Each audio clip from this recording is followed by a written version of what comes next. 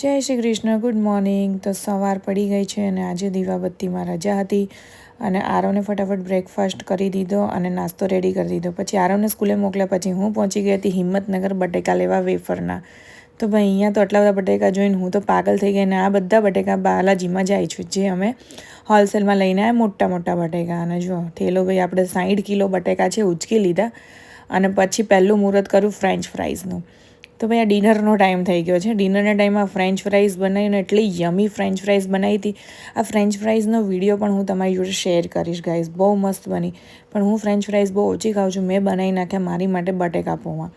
તો ભાઈ બટેકા પૌવા ખાઈને આપણે ફટાફટ વાસણ ઘસી નાખવાના હતા અને વાસણ ઘસ્યા પછી આ બટેકાને છૂટા કર્યા. ખાવાના અલગ ને વેફરના અલગ એવું હતું. પછી જો આરુ મારો બહુ ડાયો છે, થૂ નજર ના લાગી જાય. મેં આરવ અને ઇન્સ્ટા આ બધાએ થઈને કામ કર્યું. પછી અમારા ઘરે આવી ગયા ખુશીબેન. તો ખુશીબેને કામ કરાવડાવ્યું અને ખુશીના મમ્મી દાદી બધા જ આવ્યા હતા. પછી વાસણ ઘસીને પરવારી ગયા અને નવરા થઈ ગયા. હાય કરો. Hi guys. Hi guys. જો અમારા લાલીબા આવી ગયા છે, ધ્યાન રાખો સુપરવિઝનમાં. અને ઇન્સ્ટુ જો ટિપ્સ થાય છે. ઇન્સ્ટુ અને મારું મોઢું જો અને પાછળ જો. ઇન્સ્ટુને કોઈ બટેકું આપતું નહીં. થેન્ક્સ ટુ કેટલા બટેકા આજે બટેકા પાર્ટી રાખી છે ઇન્સ્ટુ માટે તો.